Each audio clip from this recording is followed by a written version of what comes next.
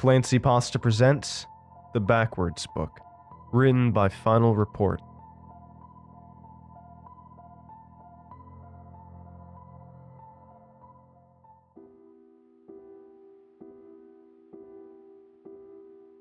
The clock struck 9:07 when a blood-curdling scream echoed through the upper hallway of a Millbrook family home. A father jumped up from his usual spot on the sofa, where he had just started his usual routine of not thinking of anything in front of the TV, after a long day of thinking about getting home at work. The father, named Ted, rushed up the stairway to the bedroom of his daughter, named Ellie, whom he fathered with a mother named Helen. Ellie had become a difficult child since the family moved to Millbrook. Come to think of it, Helen became a lot more unpleasant as well to Ted. Ted didn't, come to think of it, with his attention focused solely on avoiding Ellie's toys littered on the dim stairs. Not that he sought out other times to think of it either. His mother had shown a poor teacher on the subject of sharing emotions, and Ted's father had shown a poor example of how to be in the general vicinity of one's own children. So then, quite logically, Ted had grown to become a man who found the comfort of his sofa and his arguably mild case of post-labor exhaustion enough of an excuse not to seek to bridge the growing tear in his relationship he was far too well aware of. Even the slightest show of care might have proven enough to prevent a Millbrook family from being swallowed whole, but Ted didn't deal with unpleasant prospects well. Where Ted never faltered, though, was an unmistakable and unconditional sense of fatherhood. If there was ever a peak male form, in moments like this, it just might have been that of a Millbrook man named Ted. His otherwise slouchy, slightly saggy, and severely sedentary body managed to reach speeds that would put any man to shame. After all, it was 8 past his daughter's bedtime, and this was not an acceptable time for blood-curdled screaming. When Ted threw open the purple door to his daughter's bedroom, he found her in none of any of the situations that would justify screams this alarming. He found her, in fact, entirely alive and perfectly healthy by any standard of visual inspection. Ted had gone into fatherhood being told left and right about the difficulties and mental toll of raising a child. Someone, Ted thought often, should have at least notified him about how unnecessarily childish some children could be. Ted suppressed a flash of frustration as he stared at his daughter, who, now, for no specific reason, decided to thrash around in her bed. A bed otherwise perfectly good for sleeping. She demanded a story, and not an interesting story, or at least one Ted hadn't already read to her 100 times. No, a story about a princess, or maybe the one about the blue frog that sparkled when it croaked. She hadn't quite decided yet. Ted sat down at the edge of her bed with a sigh as he watched her skip across the room to her bookshelf. "Daddy, a new book! Oh, thank you, thank you!" She pushed the book in his hands and hugged him. Ted glanced around Ellie's tiny frame and saw a rather raggedy-looking hardcover. Its black cover carried the title, The Backwards Book, in its center. White letters that seemed to fade around the edges, giving it almost the appearance of glowing, but not quite.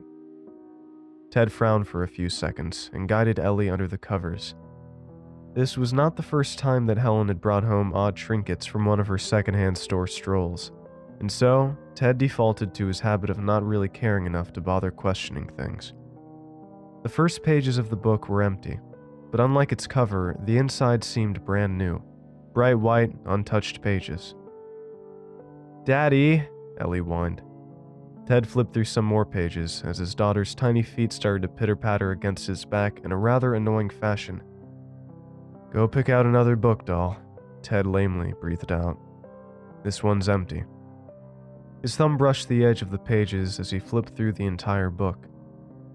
Ted was already halfway in standing position when he reached the last pages and saw something.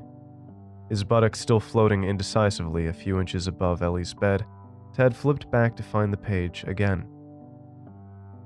"To start, find the end," it said. Ted dropped his buttocks down on the bed, missing one of Ellie's tiny feet just barely. Her objections went unheard as her father's thumbs worked their way around the pages. As if appearing out of nowhere, he found another page he must have missed. This one just read, "They ran. Too late they ran, for to run away is to run towards the backwards man."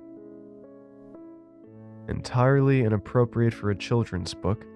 Entirely inappropriate for a book for any demographic Ted could think of, come to think of it. Images of strange folk danced through Ted's mind for a few seconds. Unkempt folk with wild hair and little concept of personal space and/or hygiene.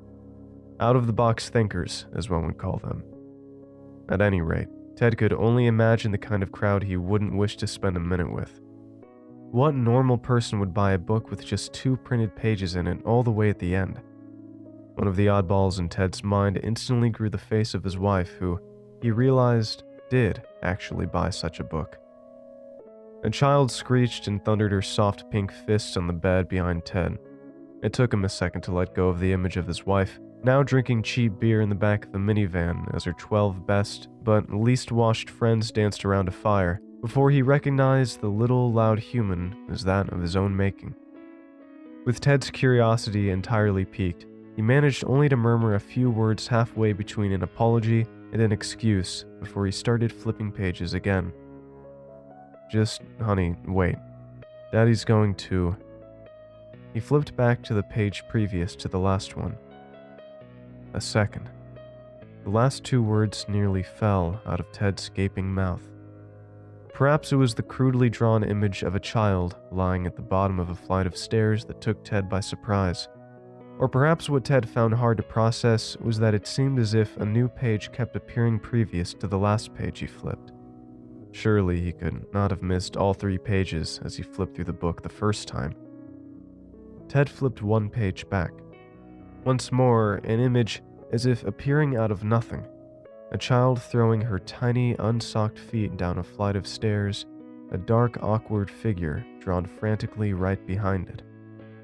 Another child was shoving her feet in Teddy's chubby side at the same time. Ted, however, didn't seem to have enough blood in his body left to feel it. He felt the blood rushing in his ears, his head starting to spin. Ted managed to worm himself in a position of such low esteem at his place of employment that he was delegated only the most mundane and meaningless tasks. He prided himself on this achievement.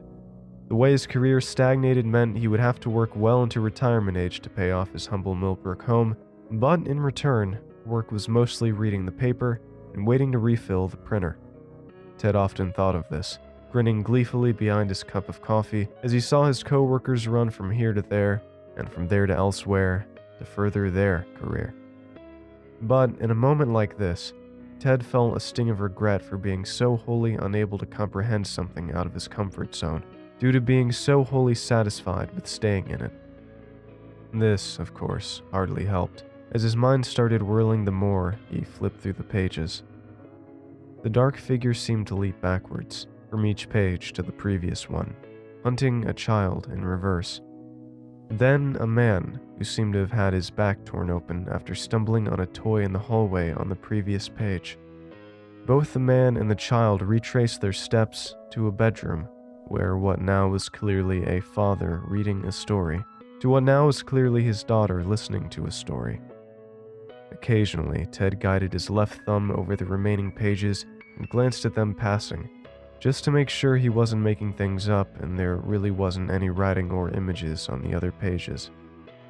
Ted managed to take control of his body again, at least to some degree. He almost fell over as he launched himself to a standing position, unintentionally pushing his daughter to the side. Ellie, incessantly screaming at this point, remained incredibly ignored. Her cries of "Daddy!" reverberated to the tones of her heels repeatedly thumping on the wooden floor. This was a new situation for Ellie as well. She used to think that she had it all figured out. First, you throw a tantrum. Then, when you get what you want, you behave nicely, for minimum the time it takes to receive whichever it is you want. It seemed so logical to her that now, the first time it didn't work, she saw no other option than to increase the intensity and volume of her tantrum. It seemed like such a waste of all her hard work, as she had spent the last years training her father so he came running at her slightest screech. The hard work that goes into a well-crafted tantrum often goes overlooked, after all. Her father's mind went entirely blank. His grimacing face went stone cold in such a flash that it was almost audible. Even Ellie stopped for just about 2 entire seconds to look up at her father. Ted dove into the book again, flipping pages at an impressive rate, Ellie's feet starting up again and almost reaching the rate of Ted's racing heart. He flipped another page. A figure, though drawn as if in charcoal, crude and rudimentary, clearly a woman. Her figure peeked out from a cloak of darkness. A few lines to the side of her black-covered form made out to be a door in its frame.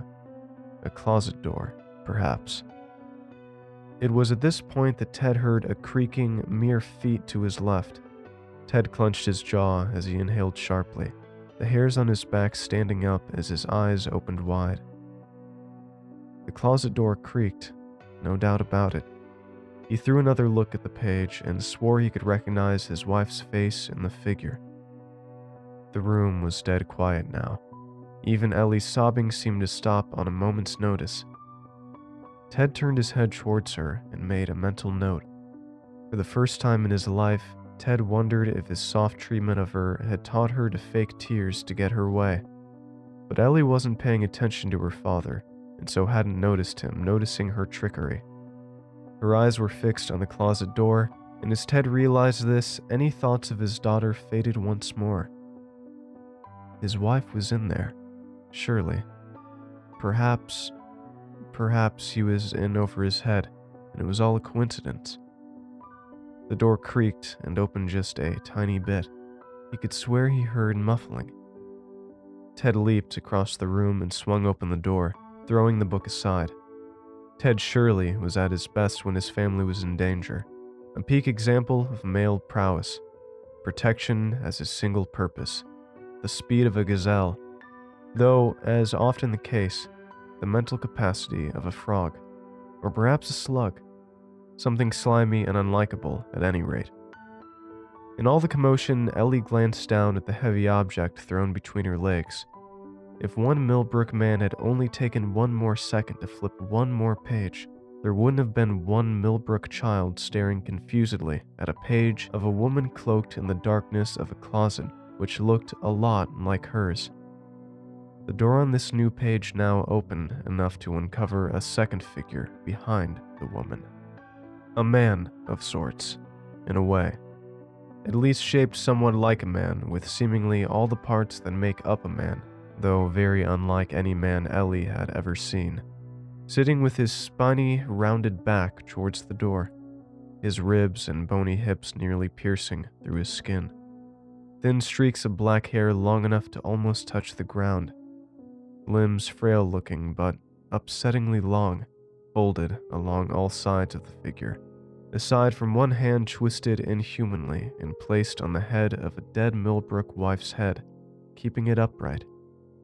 The man's head hanging backwards, down his back, as if his exposed, curved neck was broken or boneless, thin lips spread grinning above his sharp white eyes and veiny pale skin. An image that brought up all sorts of feelings of dislike in little Ellie. An ugly, unhappy image, unacceptably unfit for her perfectly pink bedroom with princessy purple doors. Another page flipped in the commotion. The last page. Or the first, depending on perspective, as all things. Both Ted and Ellie were too occupied to see the page, Ted trying his best to find his knees as he came face to face with his wife's body and the unlikely figure holding her head. Ellie in turn leaping from the bed and out of the room with screams of pure terror. It was at this moment that Ted's mind came up to speed and managed to put things together as the unwelcome guest twisted limbs unfolding before him. "The backwards man," Ted murmured, as the hunt began.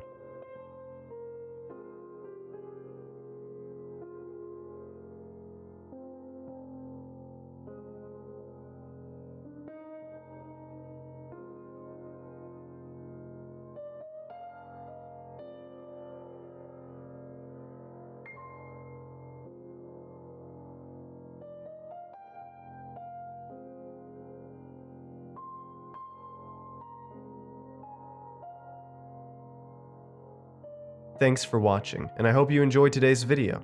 I want to give a huge thanks to all of my supporters over at Patreon and YouTube memberships. Your support makes these narrations possible, and I appreciate it a ton. If you'd like to join these lovely ghouls, you can head on over to my Patreon at patreon.com/ClancyPasta, or click the join button below to become a member. And if you'd like creepy cool shirts, make sure to head on over and check out my official merch store for some awesome tees, hoodies, stickers, and more. Alright, thank you all for watching, and I hope you have a great night. Cheers.